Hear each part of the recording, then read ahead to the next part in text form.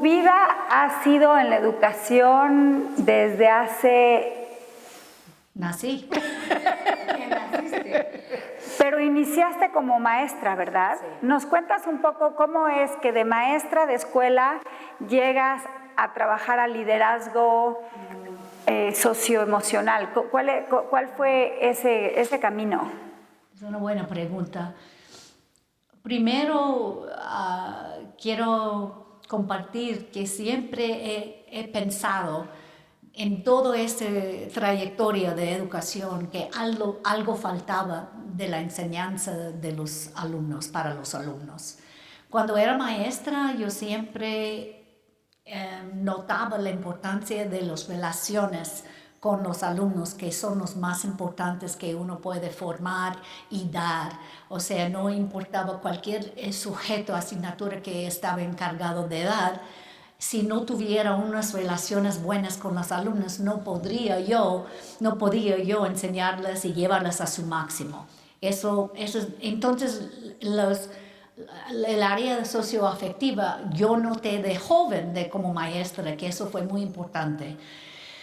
Pero comencé a entender la posibilidad de tener un campo que se llama Social Emotional Education, Educación Social Emocional. Empezó en los 1992, cuando trabajaba con Dan Goleman y otros, y hablábamos de cómo podemos tener emoción como una parte de la escuela, que todos acepten, tenemos la libertad de hablar de las emociones, y que eso fue una parte, un requisito para cualquier niño en cualquier forma de educación. Entonces, después de ser una maestra, yo trabajaba como directora de una escuela, en una escuela intermedia grande en California, y es allí donde empecé a entender la importancia de tener un enfoque en el área socioemocional. ¿Por qué? Porque los alumnos estaban en los años de 10 años a 13 años, y tenían mucho enfoque en las relaciones consigo, y lo que era muy importante es ayudarles con los destrezas sociales. Cómo vamos a compartir con otros, cómo van a hablar, dialogar, tener discusiones y no luchar, porque había luchas en esos días, competición. Entonces es allí empezaba de entender que programas, destrezas socioafectivas eran necesidades muy importantes para tener en la escuela. Y allí comencé a implementar un programa social y emocional que había comenzado, de Linda Lantieri, que ella había criado con otro señor, y de allí empezamos a enfocar en unas destrezas para alumnos, de cómo resolver conflicto, cómo comunicarse, cómo... ¿cuál es la palabra? Afirmar sus amigos en el salón, cómo hablar de las cosas, las fuerzas de cada uno en vez de las fortalezas en vez de los áreas débiles de un alumno. Entonces, cambiar la manera de pensar a una manera positiva en las cualidades que tenían los alumnos, y no enfocar en las áreas, las debilidades, las áreas que eran riesgos para ellos. Y así empezaba a ver cómo cambiaba una escuela, no más con una simple diferencia de actitud, de enfocar en una actitud positiva enfocada en áreas socioafectivas. Claro que tuvimos que enseñar también las asignaturas normales, pero cada parte de su día incluyó un enfoque en las emociones y en los comportamientos con otras personas, En la importancia de la vida, que es crear una comunidad colectiva de uno encargado de las emociones de cada uno, una comunidad socioafectiva. Entonces ahí yo me quedé en esa escuela por 5 o 6 años, cambiando la escuela. Comenzó con muchos problemas entre los alumnos y después de 5 años yo vi la diferencia. ¿Cómo qué tipo de estrategias empezaste a integrar en esa escuela como directora? Como directora, la primera cosa fue darme cuenta y darnos cuenta de que los maestros son los más importantes a traer esta forma de pensar, esas estrategias a los alumnos, y que teníamos que, como administradores, apoyar a los maestros a ser encargados de ser modelos y enseñar a los alumnos. O sea que un administrador no puede entrar en una escuela y decir, ahora vamos a hacer esto. No, eso no sirve, no trabaja. Tiene que venir del campo de los maestros o facultad, tiene que creer y dar toda su atención a ese área. Entonces empezábamos con entrenamiento con algunos maestros que eran populares, que tenían respeto del resto de la comunidad de facultad. Y después con ellos como líderes empezaron, porque tuvimos más que 100 maestros en esta escuela. Entonces empezamos con 3 maestros y eso pasó a toda la comunidad escolar y todos los alumnos, 1,700 alumnos. Dentro de esos 5 años vimos ese cambio. Y poco a poco los otros maestros vieron lo que estaba pasando con los alumnos, estaban hablando más respetuosos uno al otro, a los maestros, alumno a maestro, maestro a alumno, y eso creció y fue una escuela, un ambiente de muchos problemas, a una escuela y un ambiente de paz. Y realmente cuando me vieron, por ejemplo, como administradora caminando afuera, ahí está la señora que encargada del programa de paz. No estamos luchando, miren maestra, porque somos maestros todos nosotros, ¿no? Y eso fue que cambió poco a poco. También otra cosa que fue muy importante fue crear un liderazgo de alumnos, que los niños saben lo que es necesario para ellos. Poner confianza en ellos y nosotros los adultos preguntamos a los alumnos qué podemos hacer para hacer un ambiente más pacífico y más seguro para los alumnos de esta escuela. Y fue ellos que decidieron que tuvimos que enseñar estas estrategias socioafectivas a la mayoría de los alumnos. Y así comenzamos. Y después creamos un programa de mediación en que los alumnos mismos estaban encargados de ayudar a los otros alumnos a resolver sus conflictos, no nosotros, los adultos. Ellos mismos podían resolver sus propios conflictos. Entonces, de esa experiencia, de ahí yo decidí, bueno, que lo que tenemos que hacer, lo que yo tengo que hacer, es formar el liderazgo que tiene potencial de dirigir escuelas que creen así y formar comunidades afectivas, comunidades, ambientes de aprender en los cuales todos están con el mismo deseo de que vamos a desarrollar el cognitivo, pero también el socioafectivo, las estreses sociales y las estreses emocionales de los alumnos. Y fui a la universidad, entonces después de ser administradora fui a la universidad y ahí empezaba de enseñar a aspirantes administradores, o sea, a maestros que quieren ser encargados de escuelas.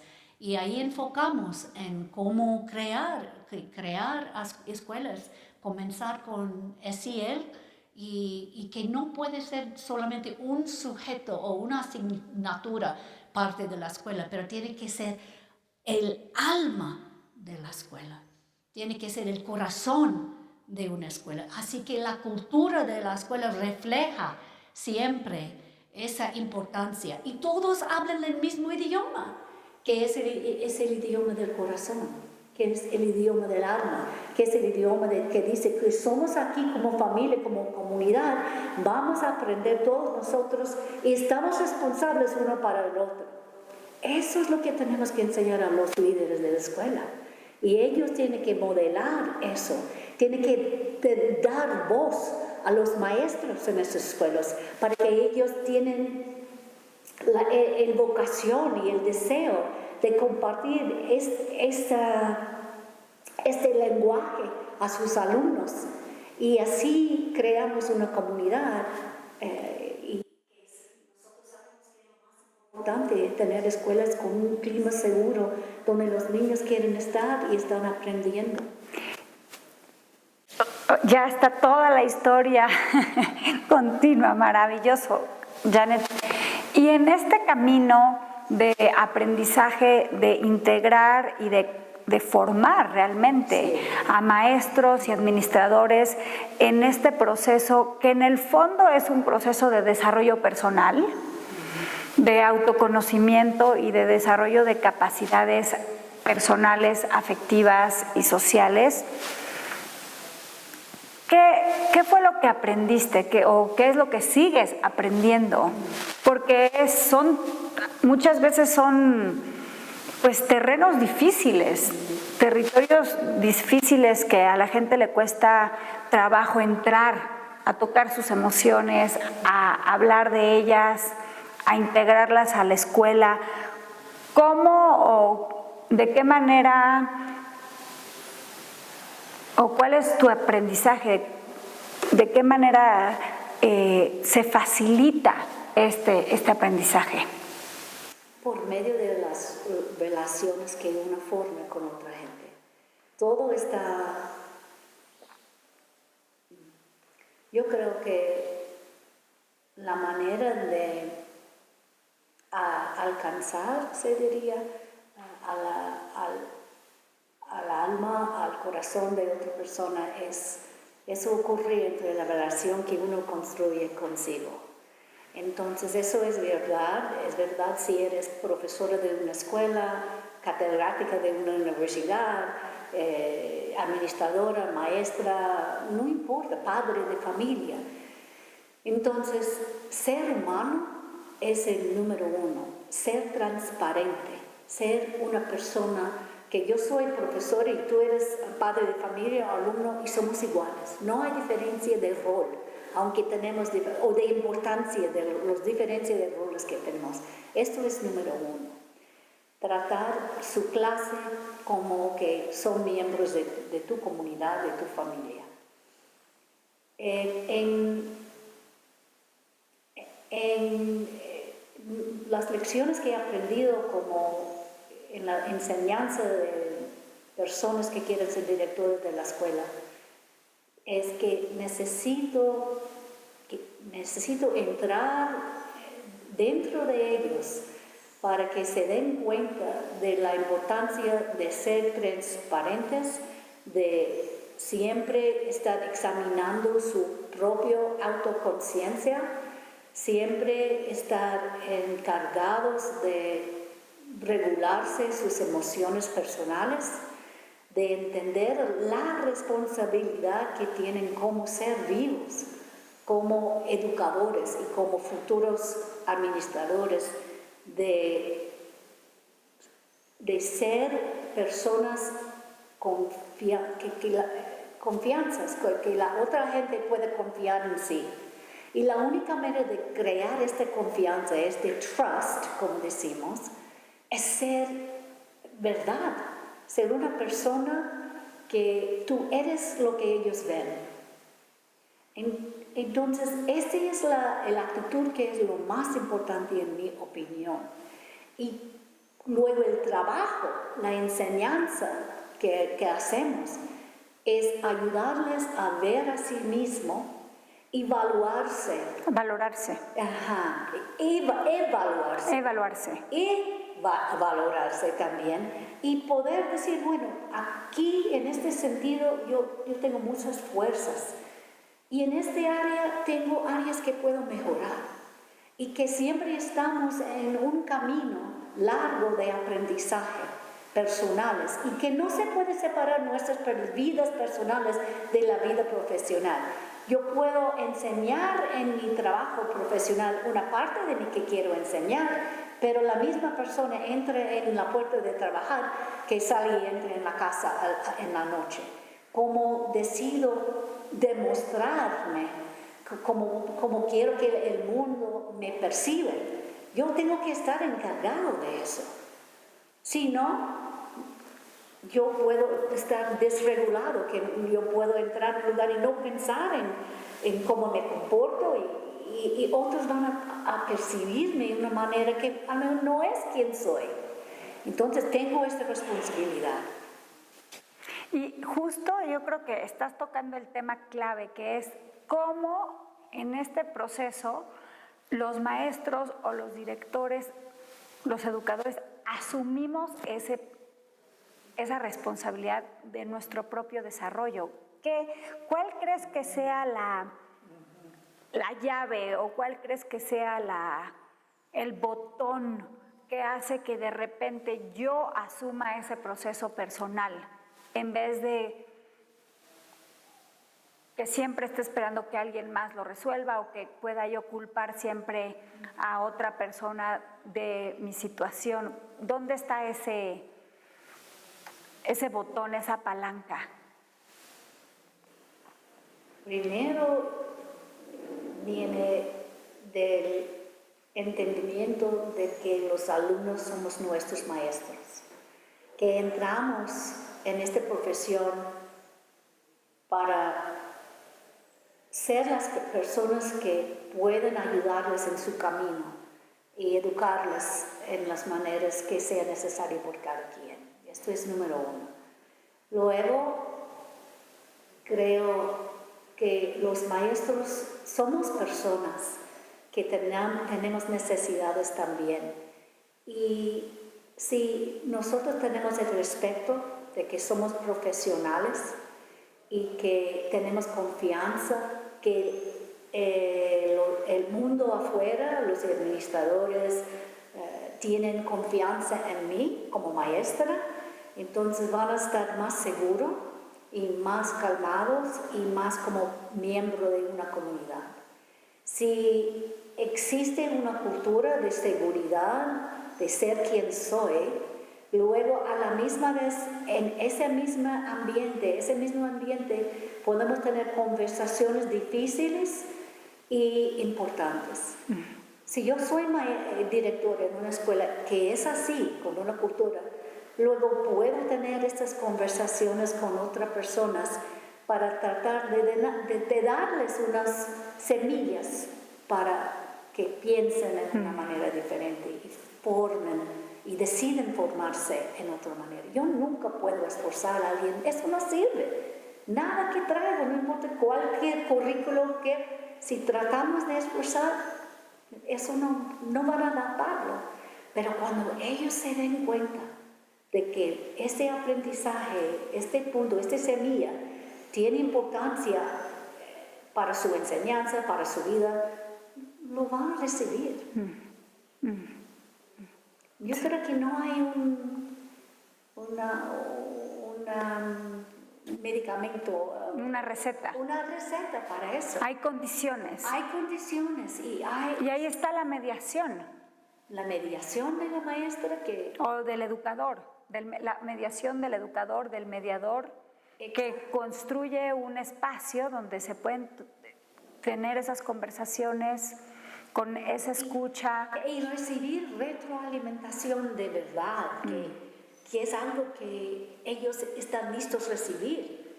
Y esto es algo, muchas personas, nosotros adultos desarrollamos a diferentes maneras y diferentes épocas también.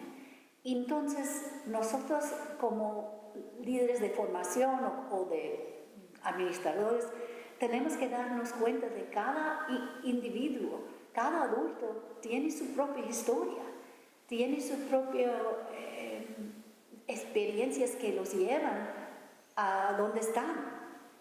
Y puede ser que una maestra está en una casa con mucha responsabilidad y y no ha tenido mucha experiencia, mucha formación, y otra maestra está en una casa con privilegio, con mucha formación. Entonces ellos dos están en mi escuela.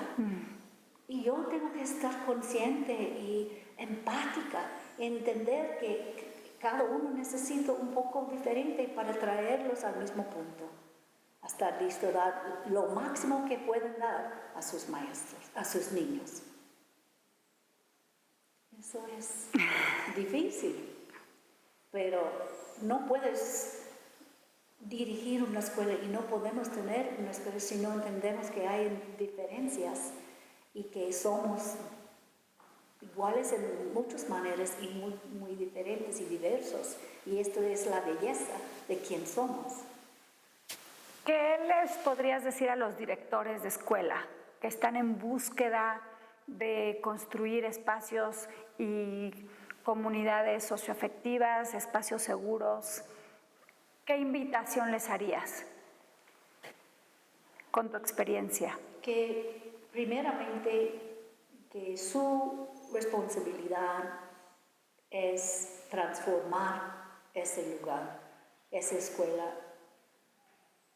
y todas las personas que están en esa escuela. Entonces ellos mismos tienen que ser, yo siempre digo a mis alumnos que tiene que caminar en el agua, pero tiene que conocerse bien a sí mismo, porque no tenemos tiempo durante el día escolar a estar regulándome mi comportamiento, mi temperamento. Tengo que estar yo lista para ayudar a los demás.